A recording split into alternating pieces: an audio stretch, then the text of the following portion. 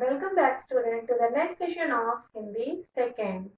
In our previous session we have discussed first chapter of Hindi second, that is भाषा और लिपि। हमने अपने लास्ट सेशन में हिंदी व्याकरण का फर्स्ट चैप्टर डिस्कस किया था, जो कि क्या है, पाठ 1 भाषा और लिपि। ओके, उसमें मैंने आप लोगों को क्या बताया था, भाषा की परिभाषा। भाषा की परिभाषा क्या होती है? यस, अपने अपने भावों और विचारों को व्यक्त करना तथा दूसरों के भावों और विचारों को खुद समझना भाषा कहलाती है। भाषा वह साधन है जिससे हम अपने भावों और विचारों को दूसरों के सामने रखते हैं और दूसरों के भावों और विचारों को खुद समझते हैं। जैसे मुझे कुछ कहना है, मुझे कुछ अपने विचार किसी के सामने रखने हैं, तो वो मैं या तो बोल कर बताऊंगी या लिख कर बताऊंगी। ओके स्टूडेंट्स, आपको कोई चीज किसी से समझनी है तो वो आप सुनकर समझेंगे या पढ़कर समझेंगे।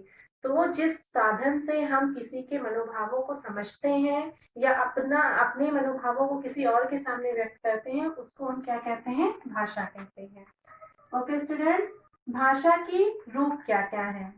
नेक्स्ट टॉपिक हमारा क्या है कि भाषा के रूप क्या क्या है। भाषा के रूप का क्या मतलब है कि हम अपने भावों और विचारों को किन किन रूपों में व्यक्त कर सकते हैं।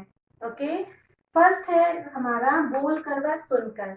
जैसे मैं अभी आप लोगों को जो पढ़ा रही हूँ वो मैं बोल कर आपको समझा रही हूँ, और आप उसको समझ कैसे रहे हैं स्टूडेंट? सुनकर। मेरे वाक्यों को, मेरे स्टेटमेंट्स को आप सुनकर समझ रहे हैं, और मैं उसको आपको समझा कैसे रही हूँ? बोलकर। तो ये हमारा भाषा का पहला रूप है, बोलकर व सुनकर। नेक्स्ट है स्टूडेंट्स हमारा लिख कर व पढ़कर। जो भी चीजें मैंने बोर्ड पर लिखी हुई है, ये हमारा भाषा के दूसरे रूप के अंतर्गत आता है, जो कि क्या है? लिख कर व पढ़कर। मुझे जो भी चीजें आपको समझानी है वो मैं बोर्ड पर लिख कर समझा रही हूँ, और आप उसको समझ कैसे रहे हैं? पढ़कर। मेरे द्वारा लिखे गए वाक्यों को आप पढ़कर समझ रहे हैं। ओके स्टूडेंट्स, हमारे भाषा के कितने रूप हैं? 2 रूप हैं। फर्स्ट वन इज बोल कर व सुनकर, एंड सेकेंड वन इज लिख कर व पढ़कर। नेक्स्ट है हमारा भाषा के प्रकार।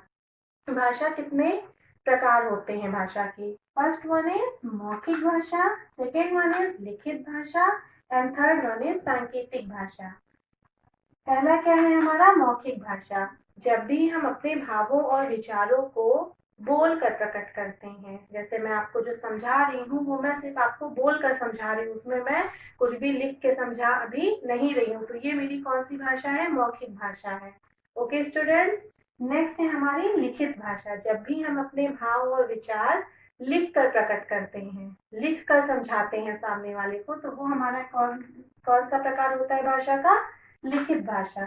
एंड थर्ड वन इज सांकेतिक भाषा। सांकेतिक भाषा क्या है? जब भी हम अपने भाव और विचार, हमें किसी को क्या कहना है, हम खुश हो रहे हैं, दुखी हो रहे हैं, या हमें भूख लगी है, हमें खेलना है, तो ये सारी चीजें, खुशी होना, जब हम बहुत खुश होते हैं तब हम मुस्कुराते हैं, जब हम बहुत दुखी होते हैं तब हम बहुत दुखी सा अपना फेस बनाते हैं।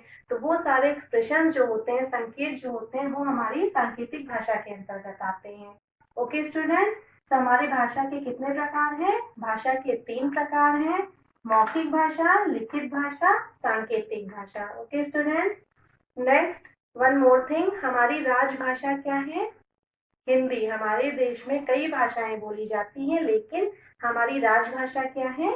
हिंदी है। Okay students, Okay students, now we will move on our next topic, that is लिपि। आज हम क्या डिस्कस करने वाले हैं? लिपि। ओके, लिपि क्या होती है? जब भी हम कुछ बोलते हैं, कोई भी चीज कहते हैं, तो उसको लिखने के लिए जिन अक्षरों के समूह की और उनमें प्रयोग होने वाले चिन्हों की हमें जरूरत पड़ती है, उसको हम क्या कहते हैं? लिपि कहते हैं। जैसे जो मैं बोल रही हूँ उसको अगर मुझे लिखना हो, तो उसके लिए हमें कुछ अक्षरों की जरूरत होगी, कुछ चिन्हों की जरूरत होगी। उनके समूह को हम क्या कहते हैं? लिपि कहते हैं। अर्थात हम ये भी कह सकते हैं कि मौखिक भाषा का लिखित रूप जो है वो क्या है? लिपि है।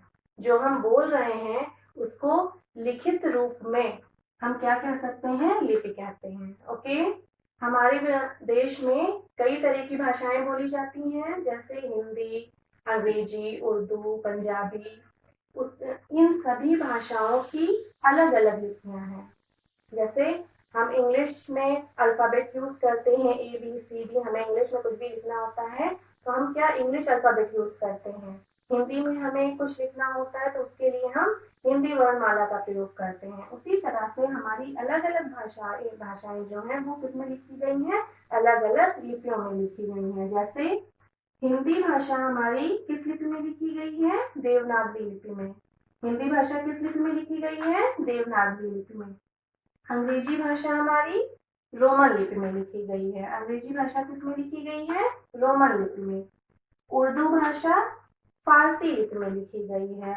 उर्दू भाषा लिखने के लिए हमें जिन भी अक्षरों की या जिन भी चिन्हों की जरूरत पड़ती है वो हमारी किस लिपि में है, फारसी लिपि में है।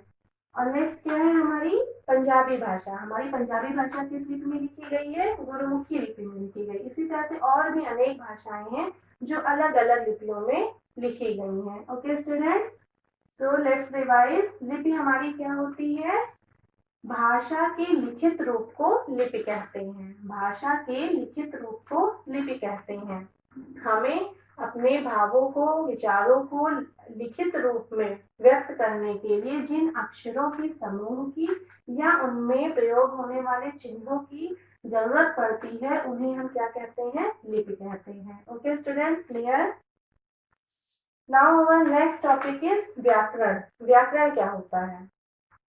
हम कोई भी चीज, जो भी वाक्य बोल रहे हैं, सेंटेंस बोल रहे हैं या उसको लिख रहे हैं, वो हमारा सही है या नहीं, वो गलत है, उसका जो रूप है वो शुद्ध है कि नहीं, वो हमें किससे पता चलता है, व्याकरण से पता चलता है।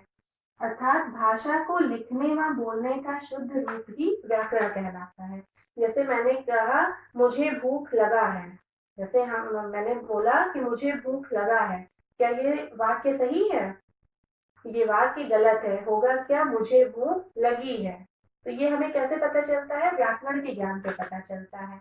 मैंने कोई स्टेटमेंट लिखा, कोई वाक्य लिखा कि मैं पत्र लिख रहा हूँ। जब भी कोई गर्ल बात करती है तो वो वहां पे स्टेटमेंट क्या यूज होगा, मैं पत्र लिख रही हूँ। लेकिन अगर हमने ये लिखा कि मैं पत्र लिख रहा हूँ तो वो स्टेटमेंट क्या हो जाएगा, वाक्य क्या हो जाएगा, गलत हो जाएगा। लेकिन इस सारी चीजों की कि हम लिखने में, बोलने में कहाँ पे गलतियां कर रहे हैं, ये ज्ञान हमें कौन कराता है, व्याकरण कराता है। अर्थात व्याकरण की परिभाषा क्या है स्टूडेंट्स, भाषा को लिखने व बोलने का शुद्ध रूप ही व्याकरण कहलाता है। ओके स्टूडेंट्स, सारे स्टूडेंट्स को ये इतनी चीजें क्लियर हो गई? Okay, now you have to revise this definition of लिपि एंड व्याकरण। आपको ये लिपि और व्याकरण की परिभाषा बहुत अच्छे से रिवाइज करनी है और जो भी असाइनमेंट्स मैं दूंगी उसको बहुत ही नीट एंड क्लीन हैंडराइटिंग में कंप्लीट करना है। Okay students, we will meet in our next session of Hindi. Okay, till then bye bye.